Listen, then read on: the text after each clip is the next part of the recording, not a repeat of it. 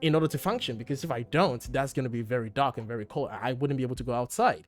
I have to assume Right. that if I start my car and I Right. drive, I won't have an accident. I have to assume that. Right. There is so much that we have to buy into in order to Yes. function. So in context of the Book of Mormon, it's like how much of that is them hiding information from the kids before they send them into the world, or giving them this healthy delusion where it's like you don't need to know, that you kind of have to find out for yourself. Yes. Although I would disagree, because in context it was a life, in that context it's a life or death matter, so they kind of need to know, right? They kind of need to know, like, Yes. whoa, they need to know Well, that. it's funny that you share that because there's this ex Mormon woman who was a missionary. She's a stand up comedian now. Okay. And she made this joke that I loved. She was sent to a third world country. And she basically said, for somebody who was told that they were not to watch a rated R movie, I was basically sent to this third world country and I was living in one.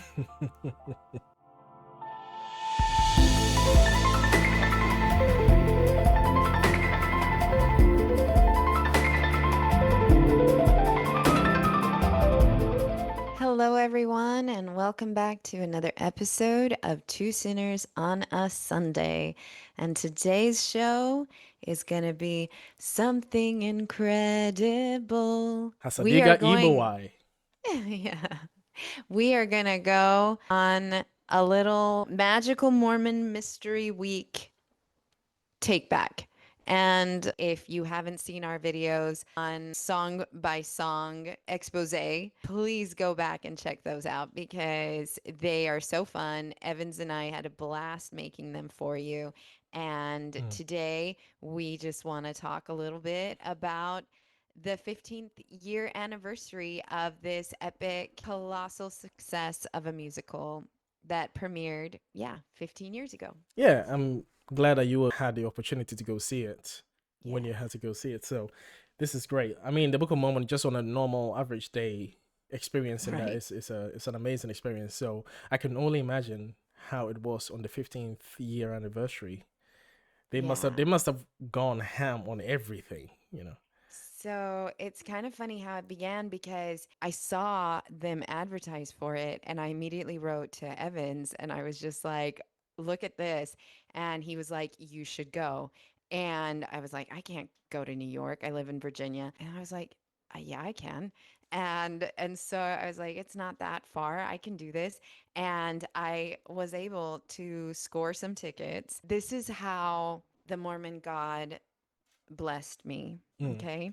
So I couldn't afford premium seats or anything like that. So I actually found partial view seats, right? But because I wanted to be as close to the front of the stage, it was partial view front row. Okay. Ah. So it was just really bad. I was right next to the speakers. I was like, Mm. but I was like, that's okay. That's okay. At least I'm in the front row. Guess what? The people in my front row did not show up. Oh wow. I was like, what? So 5 minutes before the show began, I was like, I'm scooting down. And I was able to scoot down like 5 seats. And I was there. It was so awesome. It was the perfect seating and it was absolutely it was You incredible, had a Evans. premium experience with partial I view tickets. did. I did. It was Yeah. crazy. It's And brilliant. I have to tell you guys all about it. And then we're going to kind of dish into what makes this musical so relevant today and some parts not so relevant and how it's lasting and what makes it so special. But basically, something that happened for this 1 week only in New York, what they chose to do was bring back the original cast and Wow. also the creators. Okay. So, just to show off, this was the playbill. Okay. Okay. And I'd like to point out it was also in June, so it's Pride Month. So they changed the top to reflect that. I did stay after and I got a few autographs, and Nice. Evans can post a picture of my experience there. And also because I was in the front row when they did their bows, I was able to record them coming out. So you get up close footage Yeah. of Andrew Reynolds and Josh Gad and the whole cast. And I was so close to them. It was crazy. And I was so happy.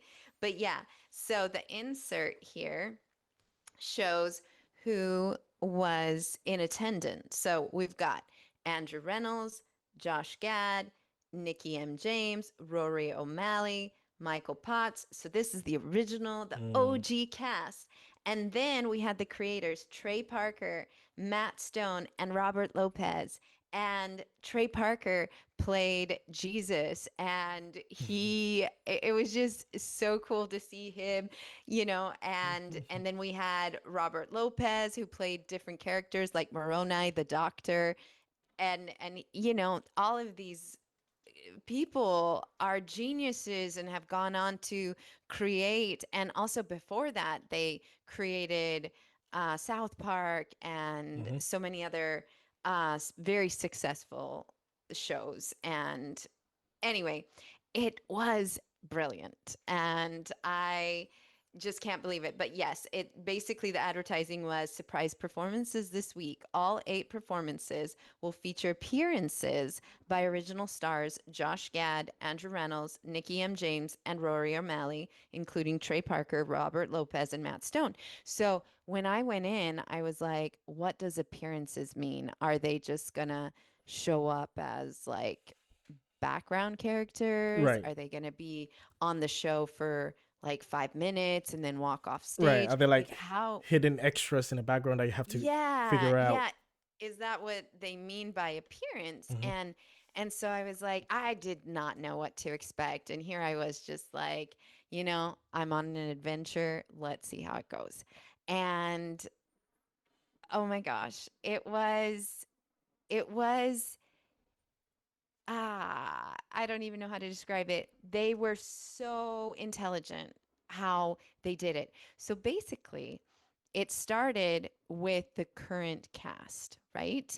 And so you're like, okay, this is the Book of Mormon musical. They start out with the opening number and everything. And then all of a sudden, I don't know, there's this scene where they're getting ready to go to the airport, Mm. and all of a sudden the 2 current missionaries run off stage, and in run Josh Gad and Andrew Reynolds. Ah. And for the duration of the entire production, that's how it went.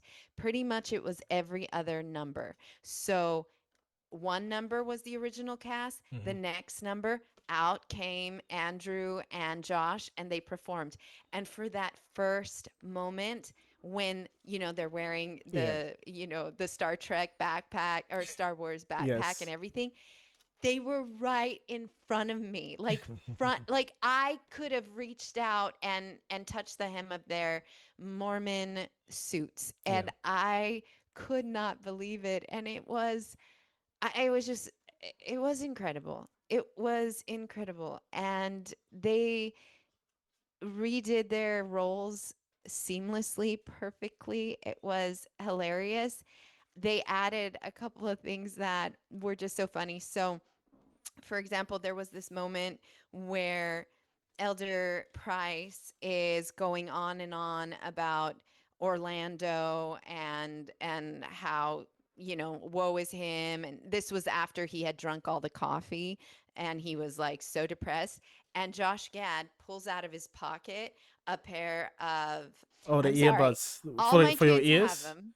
Yeah, for Oh, your ears. right, right, He right, pulls them out of his pocket. Obviously, they wouldn't have had this 15 years ago. right, And so he pulls them out, he puts them in his ears, and he's like this, where he's just channeling, like trying to ignore Elder Price right, right. because he's so annoying in that scene.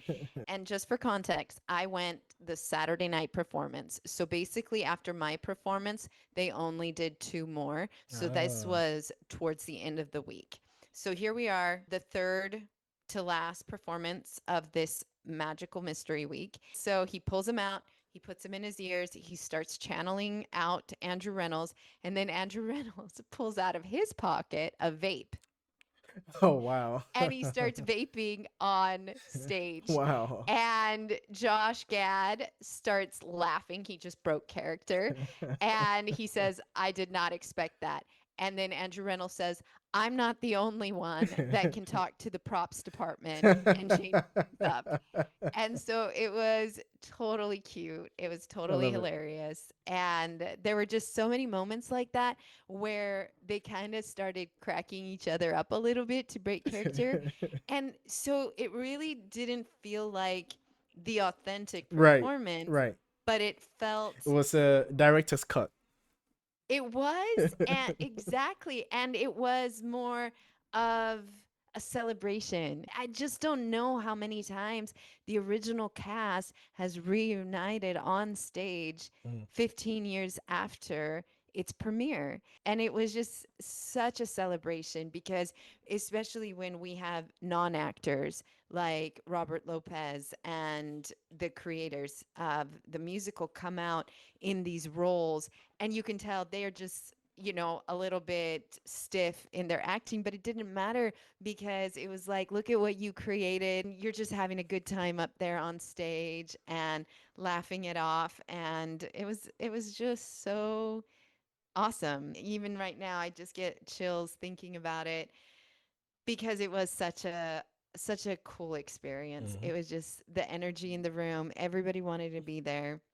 One of the things that I sent you that you could post was, it turns out that at the end of the week, they announced that the Book of Mormon earned 2,238,369 and 45 cents for 8 performances for the week, and it was Wow. their record week. Yeah, that's quite. And Yeah. yeah, Wow. and to think, if it was like that, sold out, everybody, but I was like, how did these people not show up for front row tickets Mm. and They would have, allowed me? yeah, they would have been kicking themselves now. Like if they know about it, if they knew that this is what Yeah. happened. I mean, they would have known Yeah. unless I they, they would have known yeah, at this like point. at this point they would have known. But I think, to your point from the start, you said you weren't sure what the guest What appearances to meant, expect? right? So Yeah. I guess it was something for them to be like, hey, you know what, it's fine. It's probably someone else that they don't know. Or Yeah, maybe they got caught in traffic. Here's the other thing. That yeah, night at probably. that performance was the same night that the Knicks won the world Oh championship. wow, yes. Okay, So okay, I was in New York City. Listen okay. to this. As soon as I got out of the Book of Mormon musical and I got my autographs because I had to, my hotel was 14 minutes from the theater. It took me 2 hours to get home, to get back, 2 hours. because the Knicks won the championship and everybody was out in the streets watching it at bars. It was insane. So on top of that energy at the Book of Mormon musical, I stepped out and walked out into this New York City pride that was also once in a lifetime experience Wow. that I got to share with all the New Yorkers, and that was so cool as well.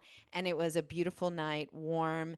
It was no problem being out and about for those 2 hours. And it was funny because also, how Elder Cunningham never gets Nabalungi's name right. And so he calls her, Right. Nitrogena. He calls Right. her all the name Nutella. Nutella. Yeah, exactly. All the things. So he called her Nixon 5 That's in one brilliant. of the scenes. That's And brilliant. so it was so good. It was such an epic weekend. And so I do thank you to some extent, Evans, for encouraging me to be adventurous, because it paid off in a once in a lifetime experience that I absolutely will never forget. It sounds like And all the stars were aligned for that event, for the day, specific day that you went, really, because all well, of these wonderful things happening at the same time. I mean, if there is a Mormon God, he definitely wanted me there. Would the Mormon So God want you to listen to the Book of Mormon? I think he must have wanted me to because of everything aligned very I'm glad. special. I'm glad you had a good time. You don't Thank get these you. experiences. No? Yeah, and it definitely is a once in a lifetime. I don't know what other reunion they will do if they Yeah. plan on doing any other reunions. I guess it will be the next 15 again. So like a I guess 30-year, so. or I don't know if they're going to do a 20-year or a 25-year premiere, In one of the 25-year videos, reunion. Yeah. in one of the videos that I sent you, Josh Gad talks about how this week was incredible for him. This was like his final speech on the last night of Mm. the week. And he basically said, and we'll see you in 15 years. Oh, right. Okay. Yeah. Okay. So it could be in the plans. I don't know, It would be but so fun to see them with gray hairs right? doing And maybe the only role that they could play is the leaders, but I don't think so because I they don't think so. honestly just embraced the role. They were Yep. just acting and performing in a Yep. way that yeah, It would it be was good. just I don't think we would mind. I don't think the not at audience would all. mind at all Not at seeing all. Elder Cunningham with a stick, with a So cane. let I know whatever. Let's make it a date, Evans. If in 15 years this happens again, you're flying out and we will meet in New Right. York and we'll get the partial view seats again and then we'll see what happens, And then okay? let's hope all the variables aligned. Right. Let's hope that the Yes, people at the front give up their seats and everything. that's right. Yep. No, it was Yeah. a special day. I'm glad you got to experience Thank you. that. Yeah. Yeah. So it premiered in 2011 and its creators came from television comedy rather than traditional musical theater.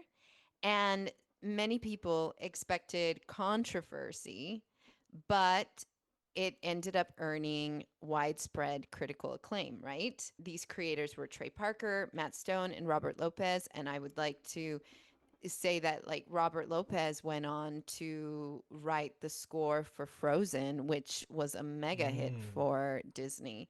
And he's just gone on to so many amazing things. The show worked because it had this beautiful, strong, melodic writing. It had the classic Broadway structure beneath the satire. I thought that the character arcs were very well developed.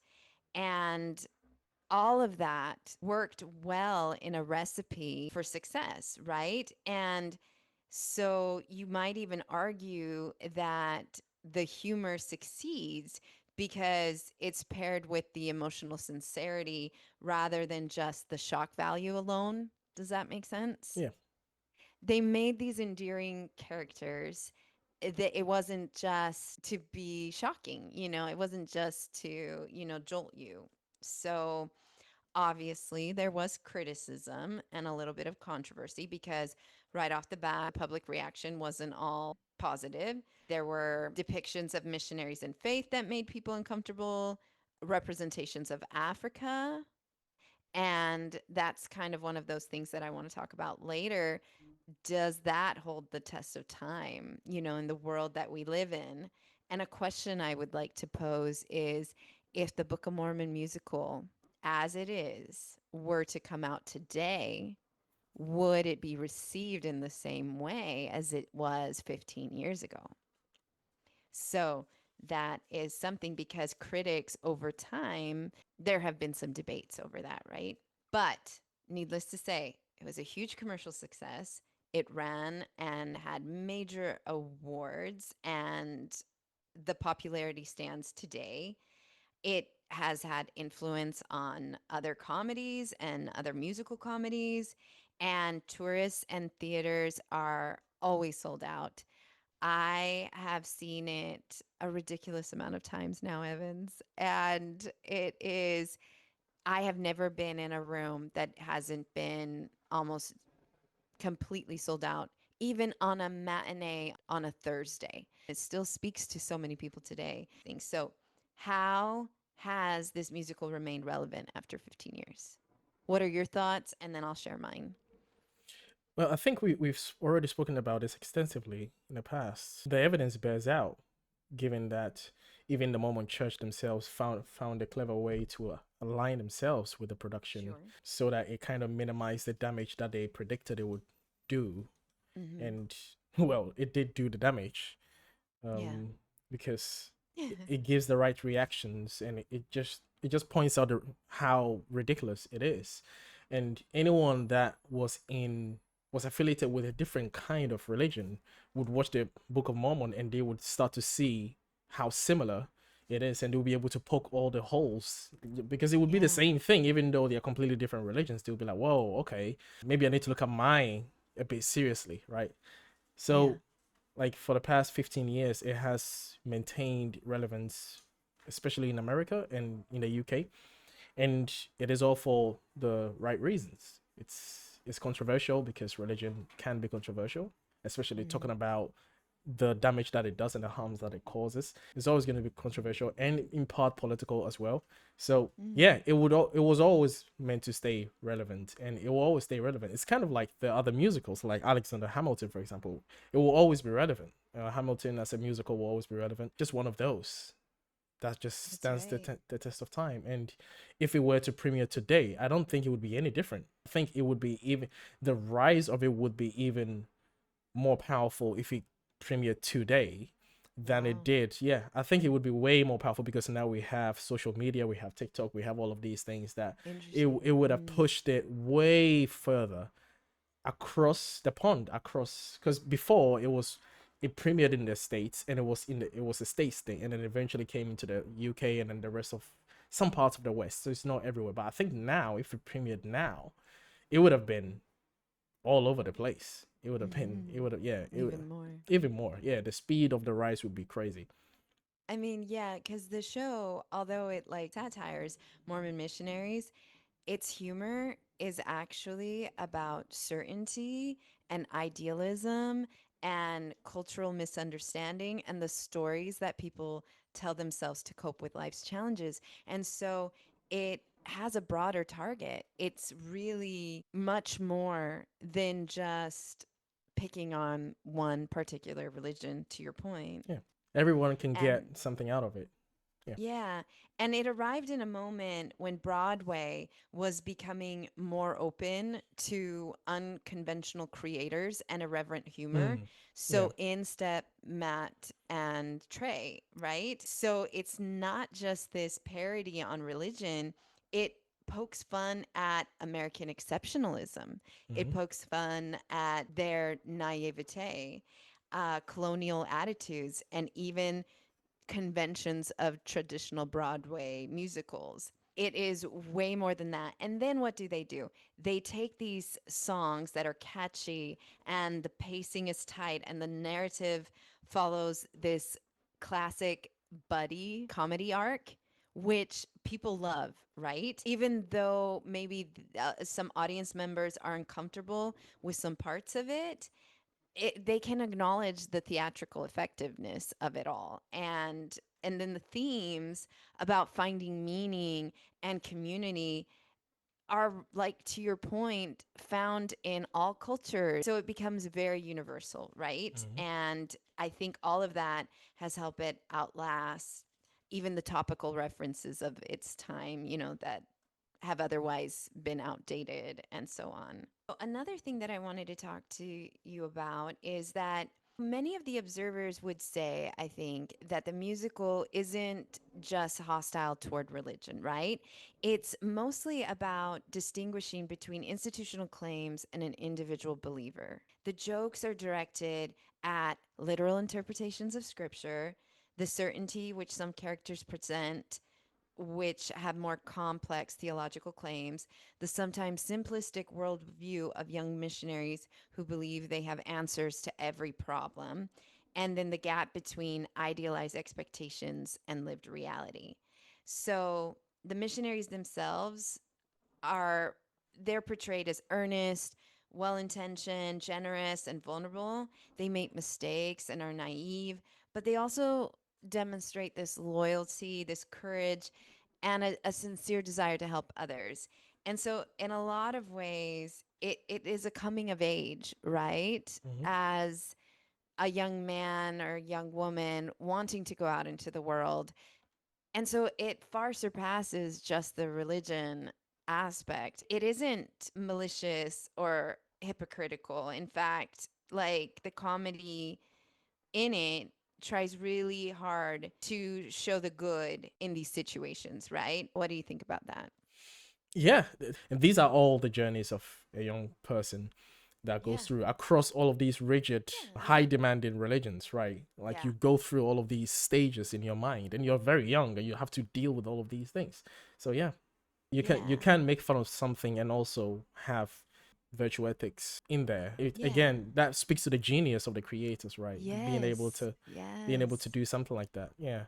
Right, because if it was just about mocking religion, I think it would have maybe generated headlines for a time and then faded away, right? But instead, the viewers come away remembering this exploration of why people believe and how belief shapes their relationships. Hmm. And so all of that is very important.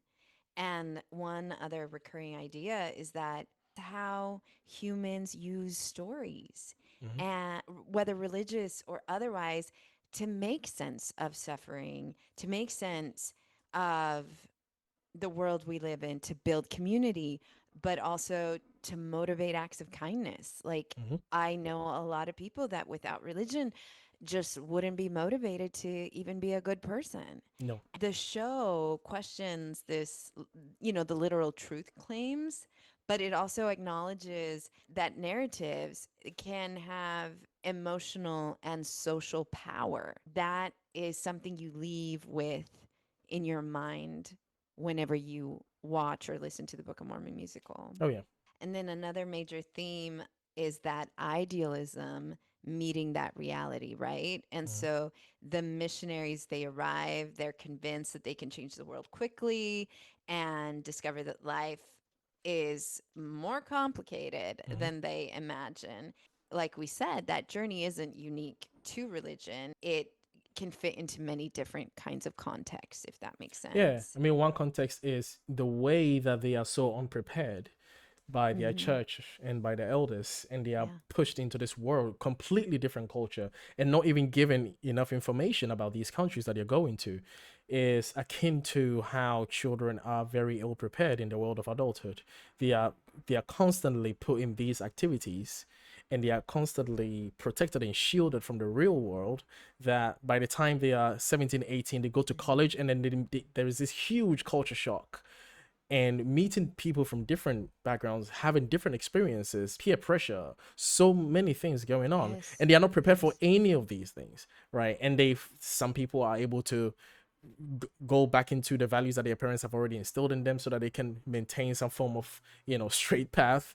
And then some people completely fall off because, again, they were completely unprepared. And even then, even when we see the average adults in some way prepared, there are still so many other things, how to be a human being, how to be an adult in a world that is very cruel, and that is very cold, and Yes. that is very complex. What do you do? How do you stand up for yourself? What is good food? Now, not necessarily what is healthy food, but it's like, what is food doing to you? Why do you eat food? Why do you drink? Why do you There are so many things that we are unprepared for. What are diseases? How do diseases work? How do viruses work? What's the difference between a bacteria and a virus? What are taxes? What is it? How do you do a tax for yourself? I What is it? know. I Yeah, like know. how long do you go till you have to file a tax, or can you avoid a tax? What is tax fraud? What is all of the like? There are so many things that makes life Absolutely. so Yeah. unfriendly and so complicated that I guess for the sake of them, they are shielded from it. So in context of the Book of Mormon musical, like, you wonder how much of that is in order to protect their sanity. They shield them from the realities of these places that they are sending them, so that they go in with this kind of delusion. I think there is a form of healthy delusion that we all kind of have, where you need that delusion to be able to function in the world. Like, when I go outside, I have to be delusional that Mm. everyone around me is in some way, shape, or form decent and not going to harm me. I have to be able to have that delusion in order to function, because if I don't, that's going to be very dark and very cold. I wouldn't be able to go outside. I have to assume Right. that if I start my car and I Right. drive, I won't have an accident. I have to assume that. Right. There's so much that we have to buy into in order to Yes. function. So in context of the Book of Mormon, it's like, how much of that is them hiding information from the kids before they send them into the world, or giving them this healthy delusion where it's like, you don't need to know that, you kind of have to find out for yourself. Yes. Although I would disagree because in context, it was a life, in that context, it's a life or death matter. So they kind of need to know, right? They kind of need to know, like, Yes. whoa, they need to know Well, that.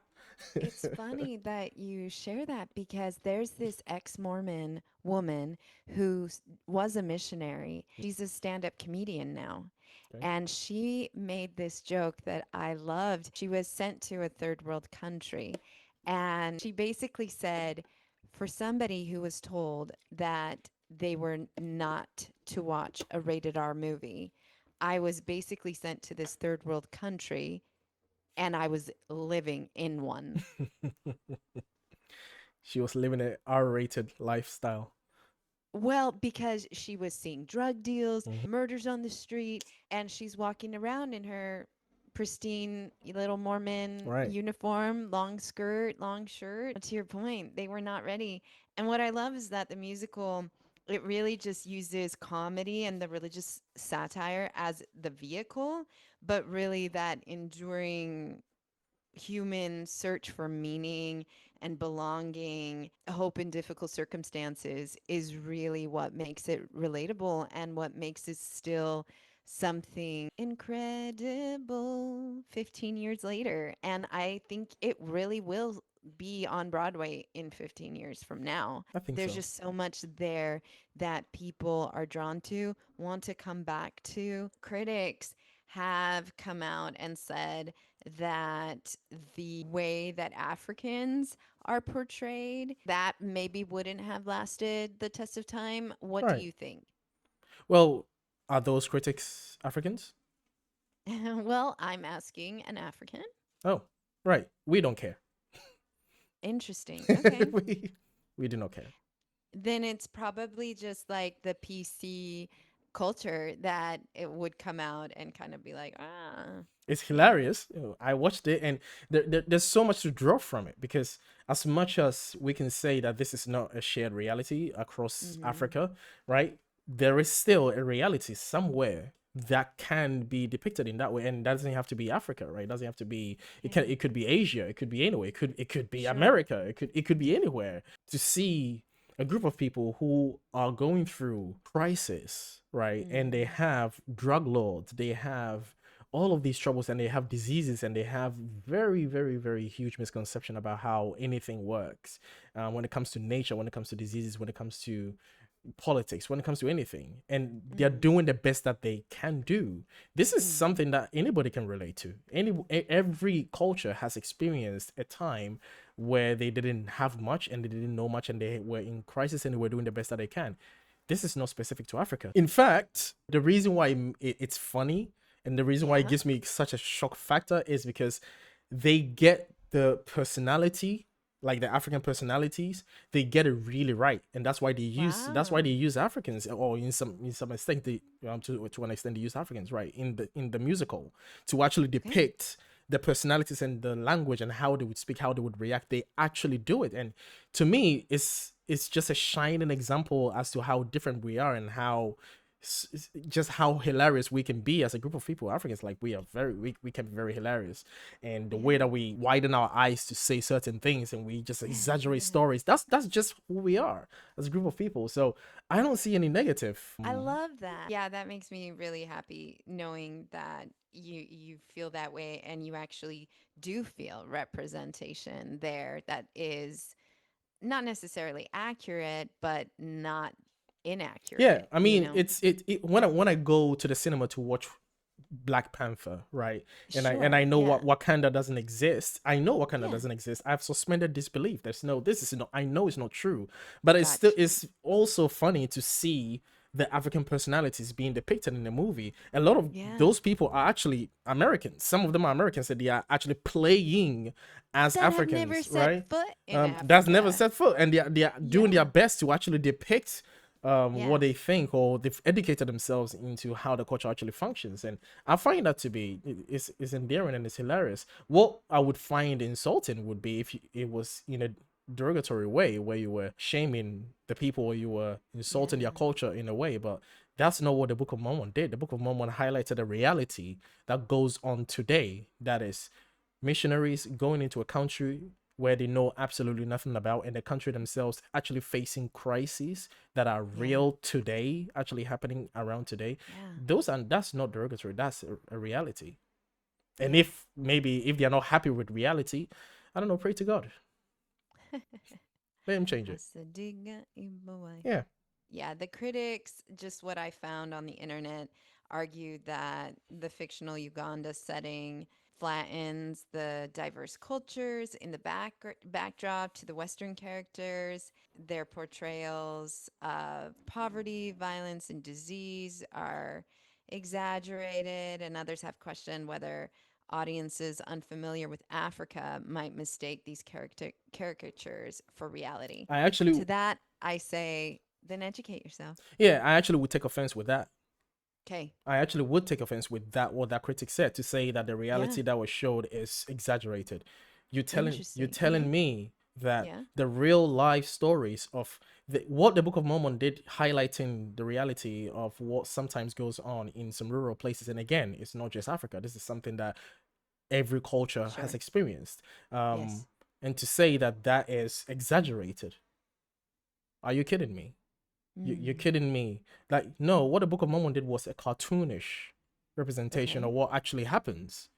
Look Okay. at what's going on in Congo right now, It's where true. there is an actual genocide going on, Mm-hmm. where Congolese children are being used to make cobalt that is served as a battery so that it can power our phones. Literally a slave class. But no, we think that the Book of Mormon depicting some drug lord drama and some ignorance about AIDS and them saying fuck you God, that is exaggerated. You think that's Yeah. exaggerated? Maybe you need to visit these places and see whether it was an exaggeration or not.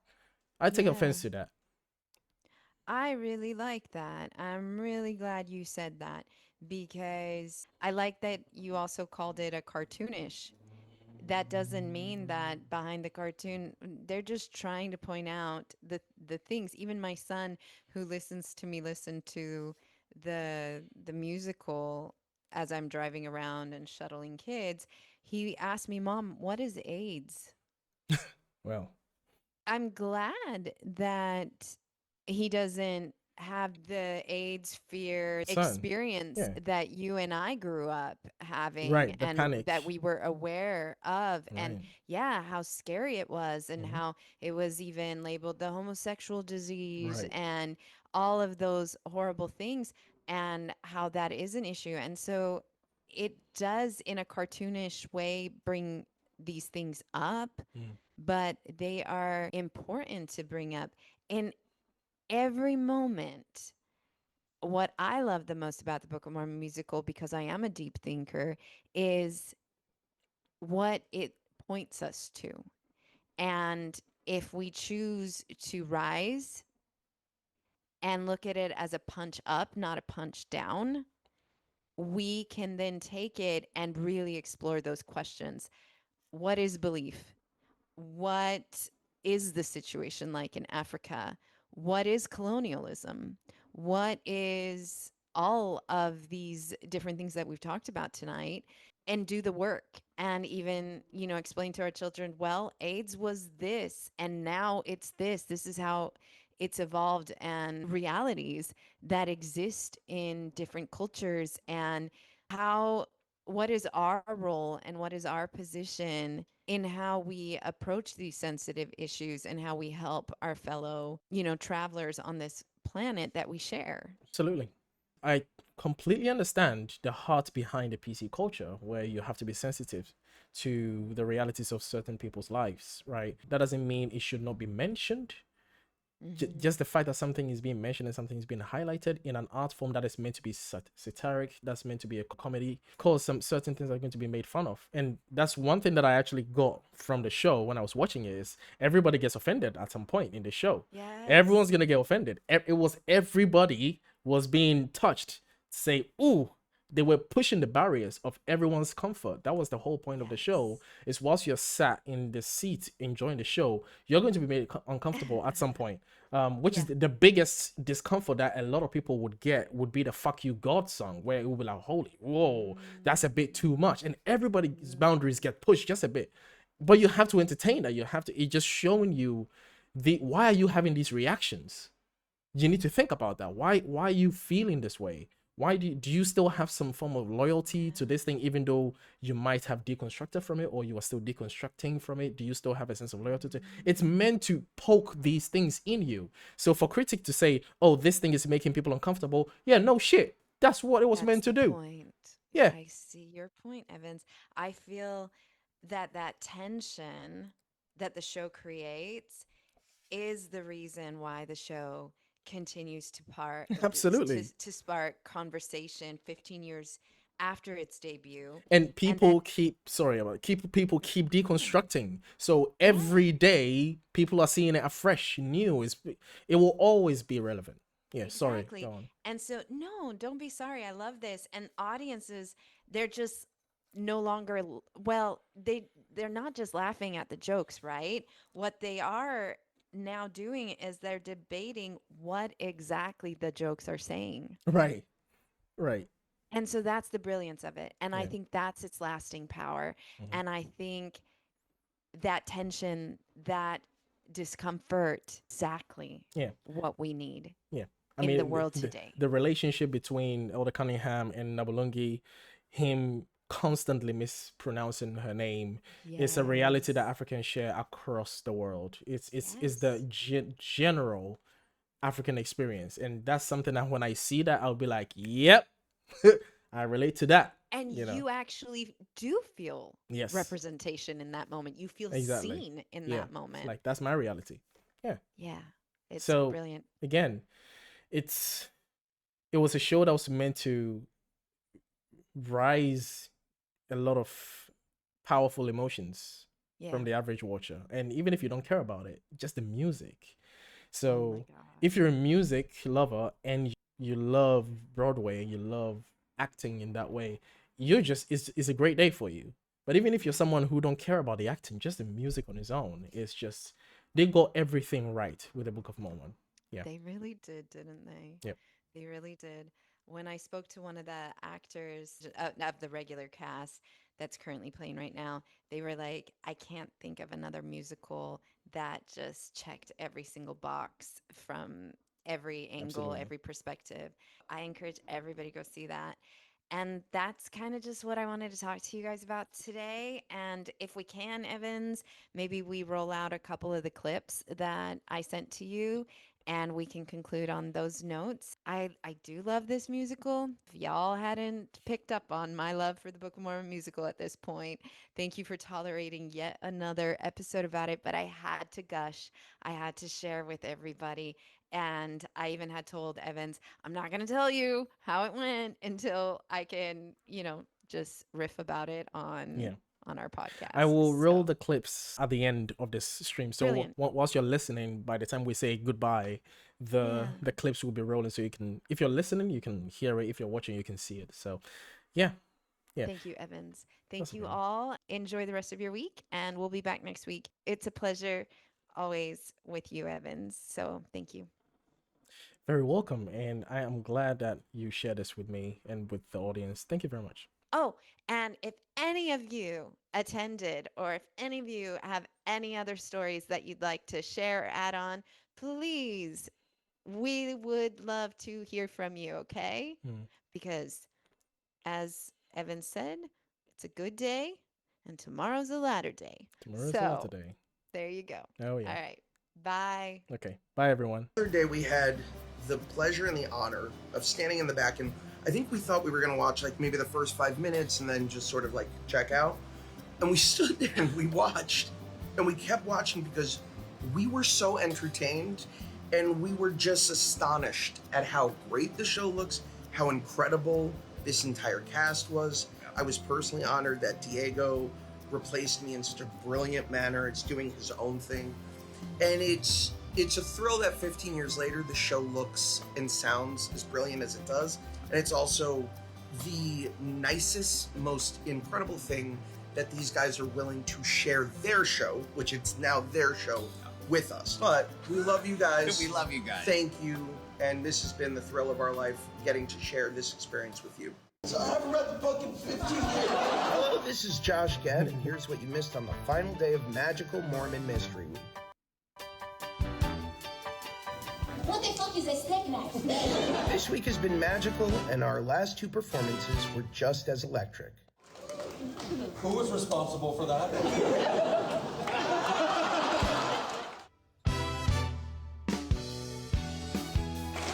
We're never gonna make our flight. Thank you for welcoming us back to Broadway. And remember, tomorrow is a latter day.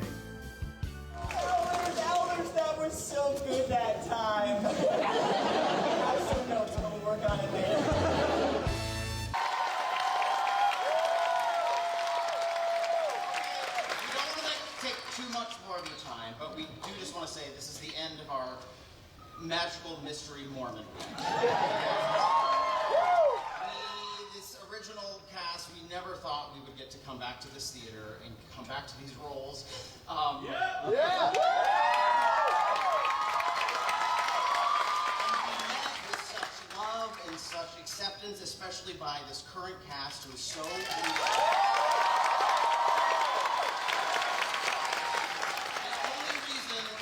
to come back and do this is because of Trey and Matt and Bobby. And our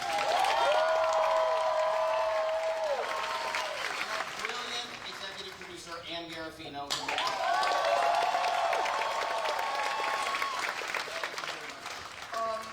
There were so many people who made this happen.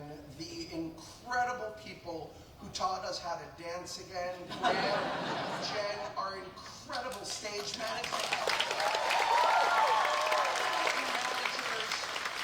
Thank you for teaching us how to sing again. Chelsea and Sarah Ramison and this incredible band. This book has changed our lives. That is the truth. And the fact that 15 years later, you guys are still coming to hear "Fuck You God" in the asphalt. And it all comes back to these three geniuses.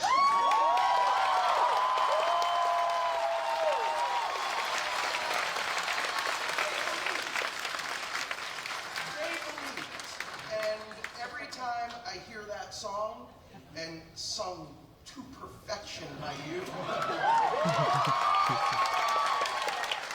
Every time I see my fellow co-stars like Nikki and Rory and our original cast who was all here for most of the week, but more importantly, when I look out and I now see this cast, and I see that the tradition has been carried on.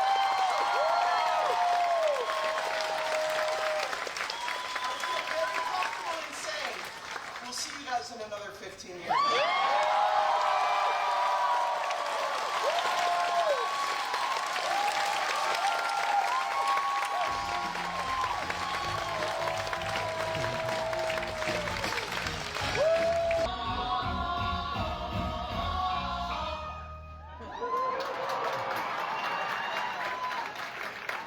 So this is the night of my performance, and that's Robert Lopez, who's playing the doctor.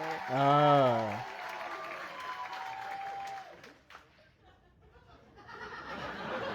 Something incredible.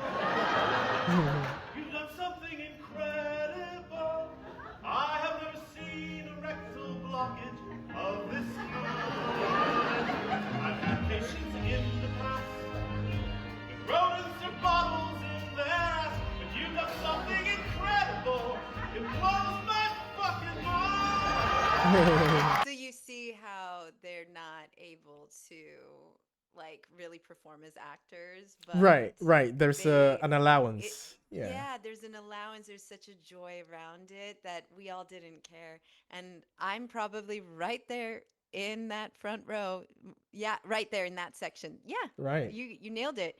I wasn't in the center, but I was right there. Yeah, that's quite an intimate experience. Just so grateful. On Broadway!